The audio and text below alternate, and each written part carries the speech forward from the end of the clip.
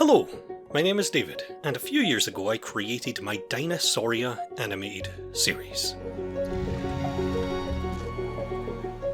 This was an enormous project requiring an almost unfathomable amount of work. Tons of research, tons of drawings, a gigantic sketchbook, and even a collection of large clay sculptures, which all culminated into the 5 finished animated short films themselves. The Dinosauria series was a massive undertaking, but it was without a doubt the happiest I've ever been creating anything. So now I'm doing it all over again, only this time bigger and better.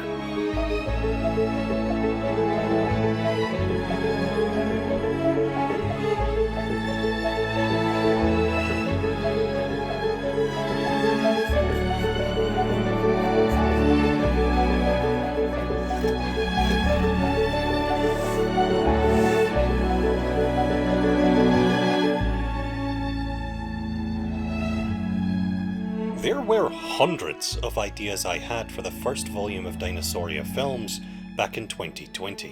One of the very first ideas I came up with was going to be about Spinosaurus. This scrapped film was going to be called Through the Ages, and was going to take the viewer from the generic tail-dragging carnosaur of 1912 all the way up to the semi-aquatic fish-eater of 2020. Although this film was cancelled, the concept of taking the audience on a virtual history lesson through our ever-evolving understanding of these animals really stuck with me. And 4 years later, in 2024, I finally decided to revisit the concept with what would eventually become Terrible Lizards. You see, 2024 marked the 200-year anniversary of our very first dinosaur. This was a gigantic, carnivorous, prehistoric reptile yet unknown to science that the Victorians named Megalosaurus. Here is a cast of the lectotype. This dentary, plus some isolated teeth and perhaps a piece of the hip, but I'm not sure if we'd discovered that yet, was all they had to reconstruct this species. This life-size statue in Crystal Palace Park in London is how we believed Megalosaurus looked 200 years ago. 18 years after that, we had the formation of Dinosauria itself, which classified Iguanodon, Hylaeosaurus, and Megalosaurus, the 3 animals featured on screen right now, as a distinct clade within the fossil record. These were our first dinosaurs. This was, and still is, Dinosauria, and the perfect cast to help reimagine my old Through the Ages idea.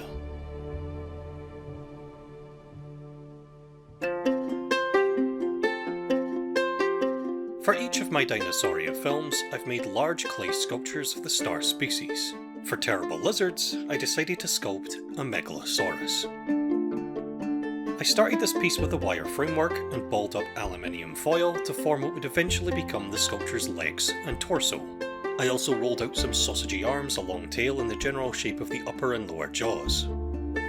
I used DAS air drying clay for my sculptures, but I made sure to use Milliput instead to bulk out the legs of this particular piece. Milliput is an epoxy putty, and it's a lot more durable than clay, and with Megalosaurus being a biped, its skinny wee legs needed all the structural support I could give them. After all was dried and cured, I then attached the arms and the tail and began bulking out the rest of the animal. I sculpted the final skin details of this piece using a multitude of different techniques. Most of the skin of this sculpture is scaly, so I made these simple, scaly texture stamps. But I also made these large, scaly texture plates, which I used to quickly create large patches of dinosaur skin to then wrap around the model. These skin patches aren't usually convincing enough for me, so I always go in with more traditional sculpting tools to carve out whatever extra details I need. For this Megalosaurus in particular, I also wanted it to have a jacket of feathers running down its back, which I sculpted in last. Once I was happy with the finished sculpt, I primed it with a spray, painted it with acrylic paints and brushes, and of course, made sure to serenade the piece before sealing all my work away with a clear matte spray. I think the final piece is nice enough. I particularly like the unorthodox purple colour. All of my Volume 1 sculptures were painted quite naturally and posed quite peacefully, so I thought a more aggressive pose with vivid colours would be a really nice change of pace. It's just a bit of a shame that the head of this thing turned out so ugly. I haven't sculpted in a long time, literally not since sculpting this T-Rex, which was over 4 years ago, and I think it really shows with this Megalosaurus. I think the body and the pose and the anatomy are all fine, but the head just turned out too weird and blobby and boxy. Which is honestly fine. It's not really why I made these sculptures.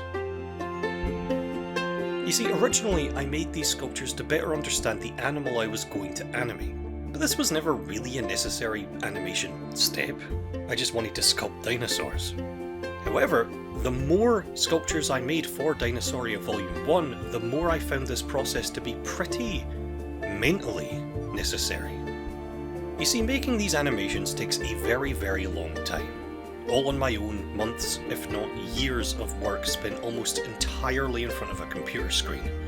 It can get really bad.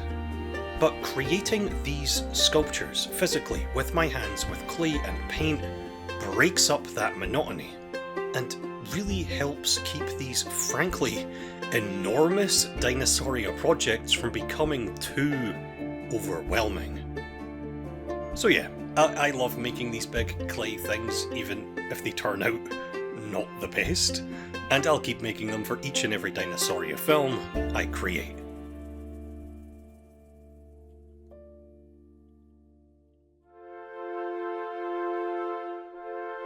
During the first stage of Terrible Lizards, we see all three dinosaurs we had back at the dawn of Dinosauria: Iguanodon, Hylaeosaurus, and Megalosaurus. These designs were heavily based on the life-size statues designed by Benjamin Waterhouse Hawkins that still stand in Crystal Palace Park today. In fact, the opening two shots of this film are a direct reference to these cornerstone pieces of paleohistory. These depictions may seem incredibly outdated today, and they are, but it's very important to remember that the Victorians had very little to work from when trying to reconstruct these animals. Not only were the fossils super fragmentary, but back in 1842, science just wasn't the same as it is today. This is a time before paleontology, before evolution by natural selection, and before the modern concept of extinction. I think, given the constraints of the time, these reconstructions are actually quite inspired, even if they did infamously put Iguanodon's thumb spike on the tip of its nose.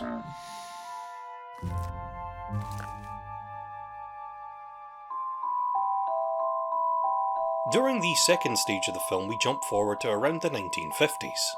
Our knowledge of dinosaurs has come a long way by this point. As far as Iguanodon is concerned, we've gone from just some teeth and a thumb spike to multiple, beautifully preserved and fully articulated specimens thanks to the Bernissart mines in Belgium. However, dinosaurs of this period were still portrayed as very cold-blooded and lizard-like, though standing upright and dragging their tails. A big inspiration for this Iguanodon design in particular was in fact this old Invicta model. He's a charming little guy who was very scientifically accurate for his time. Unlike Iguanodon, which was blessed with multiple complete skeletons by the 1900s, Megalosaurus was just as fragmentary as ever. In fact, the genus had become a wastebasket taxon with a frankly preposterous number of species attributed to it. To reflect this, I decided to depict Megalosaurus as a super generic, almost undiagnosable chimera of what would be called a carnosaur at the time. Most of the inspiration for this design, unsurprisingly, came from the stop-motion effects of Willis O'Brien and Ray Harryhausen. And I think the Valley of Gwangi influence certainly came through the most. By the third stage of the film, we are getting a lot closer to the dinosaur designs of today. By around the 1990s, these animals are postured more correctly, and being post-dinosaur renaissance, they're more bird-like, they're warm-blooded, active, and portrayed as far more intelligent than they have been in the past. Designs of this era are kinda ugly. They're often very skinny and toothy and emaciated looking, but I do still like them a lot. This is what dinosaurs looked like when I was a kid. These are the dinosaurs I fell in love with. In fact, the biggest inspiration for these designs was the original 1999 BBC Walking with Dinosaurs series, which is what initially interested me in dinosaurs, and to this day it's probably my favourite thing ever made by anyone, ever.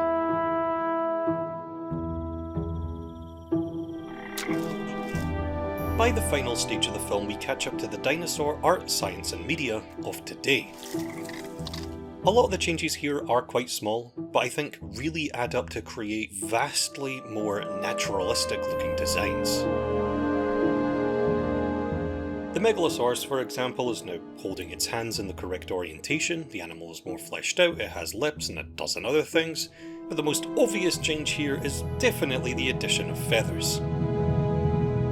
While we have no direct evidence of feathers in Megalosaurus itself, there is a small possible megalosauroid called Sciurimimus, which definitely does. But even regardless of that connection, it's just an incredibly popular trend to add speculative feathers to dinosaur designs today, just as shrink wrapping was 20 years ago and tail dragging was 70 years ago. So these feathers were a perfect addition to help illustrate our ever-changing views of these animals. As for my modern iguanodon, the animal is far beefier, the beak is fixed, its hands have been totally reworked, and the animals are portrayed as sexually dimorphic. All the adult males of the herd have an extra colour accent around their eyes that the females lack. Just like feathers, this detail is speculative, but it's exactly the type of thing you see in modern day paleo reconstructions. Tagging along with the iguanodon herd in a not so subtle nod to the Polacanthus in Walking with Dinosaurs is a single Hylaeosaurus, looking very different from its opening appearance.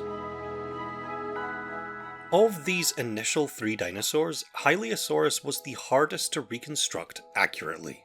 It is by far the most neglected of the trio when it comes to paleomedia, and by far the one that has been the least studied.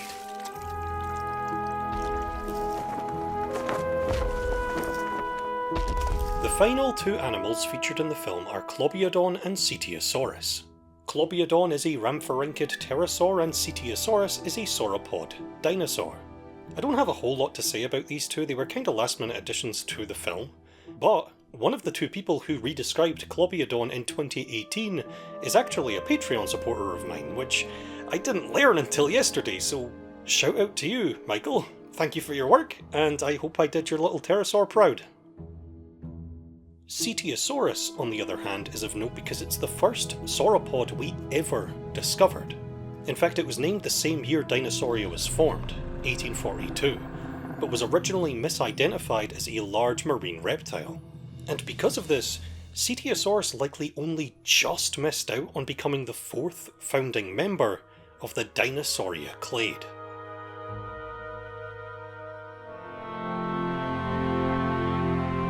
Lining all of these models up, oldest to newest, you can really see the history of our understanding of these mysterious creatures evolve over the past 200 years.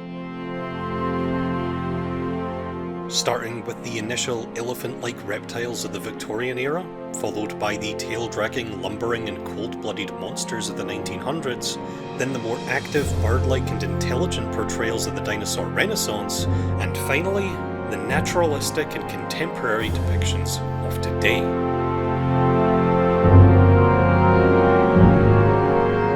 I absolutely love all of these interpretations and never really wanted to frame any of these outdated depictions as inferior or even really wrong.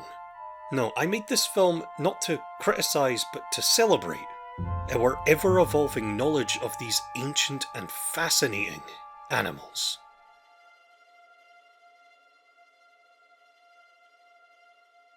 Before I move on to the next segment, I wanted to inform you all that I'll be speaking at DinoCon 2025. This will be a big dinosaur-themed convention which will be held at the University of Exeter in England on August 16th and August 17th. I'll be speaking specifically on the 17th in person about my background, my animation work, my Dinosauria series, and everything in between. Feel free to check out the DinoCon 2025 website for more information. I create my animated short films using a mix of 2D and 3D animation. All the characters, creatures and props are 3D models, animated in 3 dimensions but textured to look as 2-dimensional as possible. The environments these creatures live in, however, are all 2D drawings. Each and every single one of these backdrops must be drawn from scratch every single time the camera moves position.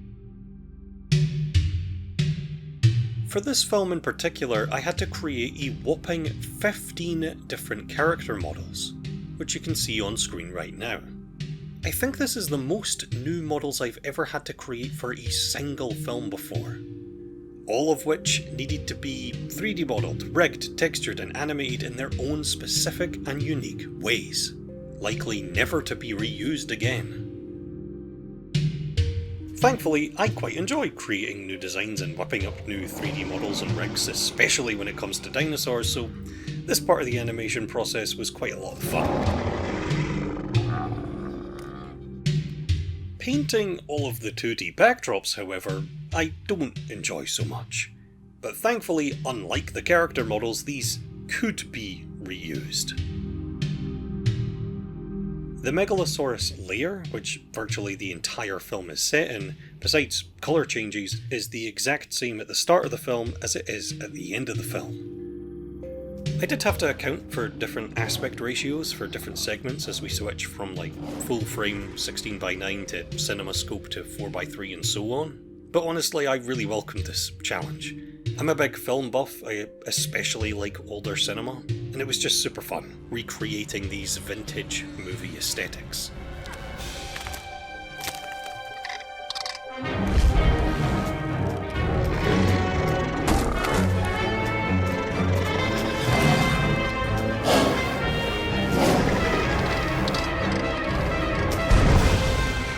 The music for Terrible Lizards was composed by Ivan Duch, and I genuinely think this is his best work to date.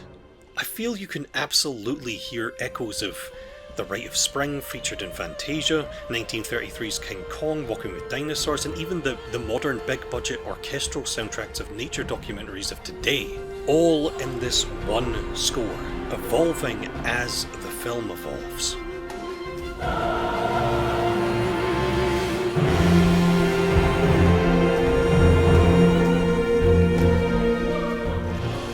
Ivan has even made his own behind-the-scenes video covering how he created the music for this film, which I'll link in the description below. Please do go check out Ivan's work if you haven't already. His YouTube account, his Patreon, his website, his whatever else, because he deserves so much more attention than he gets for his truly fantastic work.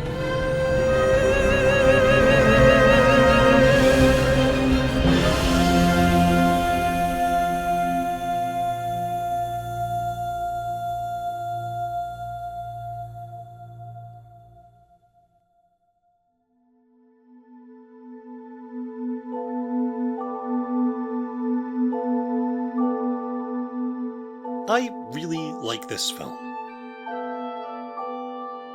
It's incredibly different from the other films in the series, and I think it's a really great celebration of our history with dinosaurs. It was also just a lot of fun to make. Being chopped up into 4 distinct smaller parts made this film much more pleasant to work through than usual. It was just a lot tidier and far less overwhelming this way. I also really enjoyed just drawing so much inspiration from a whole bunch of stuff I love. Movies, books, documentaries, paleo art, and even toys. This film is full of Easter eggs and references to all of my favourite paleo media over the past 2 centuries. Subtle nods to everything, like the original King Kong, Phil Tippett's prehistoric beast, to Walking with Dinosaurs, and so much more. But I also have a few issues with it. The biggest of which is something I feel I definitely need to discuss. These 2 animals, Megalosaurus and Iguanodon, were actually separated by approximately 40 million years. So even though they're often depicted as a pair and are found in the same country, Megalosaurus is from the Middle Jurassic, and Iguanodon is from the early Cretaceous. They didn't live together at all. This inaccuracy was not an oversight, it wasn't a mistake, and the original ending of this film did address it, which I'll show now.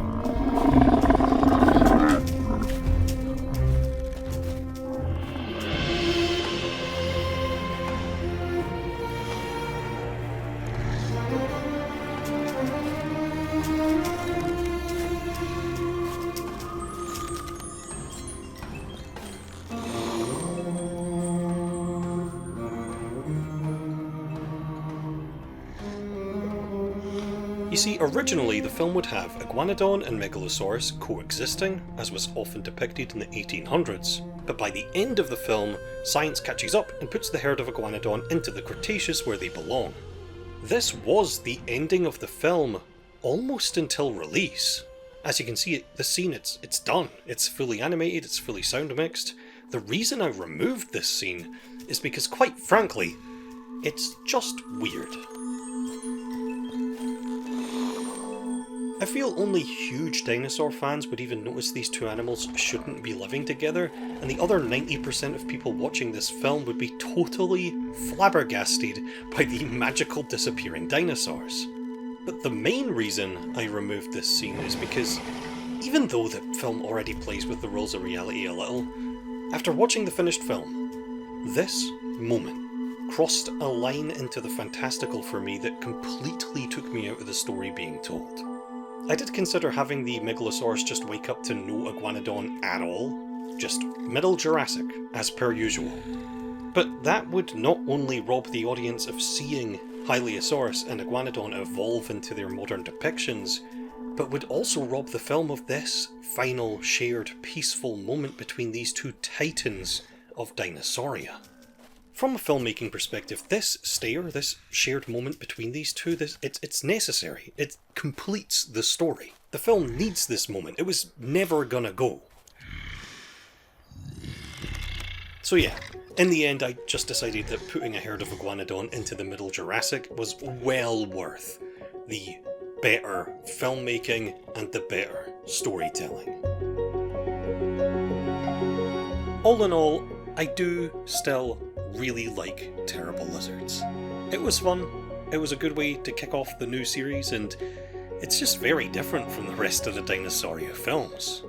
It's not my favourite of Dinosauria Volume 2. In fact, I think the episode coming up next, Hunted by Moonlight, is quite a bit better.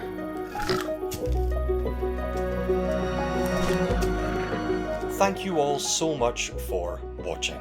I love making dinosaur stuff, and if you want to support me and support all my dinosaur stuff, please check out my Patreon page. I post frequent weekly updates about all my upcoming animated projects over there, including exclusive behind-the-scenes renders and screenshots like the ones I'm showing on screen right now. And for just $5, you can read through all my sketchbook work I've been showing off in this video as well. All my old sketchbooks are on there too, but I just uploaded the first chunk of this Dinosauria Volume 2 sketchbook, and more will be added as the series goes on. Before I go, super special thanks to all my top Patreon supporters scrolling by on screen right now. Without all these people, gigantic animated projects like these would not be possible at all. So again, thank you.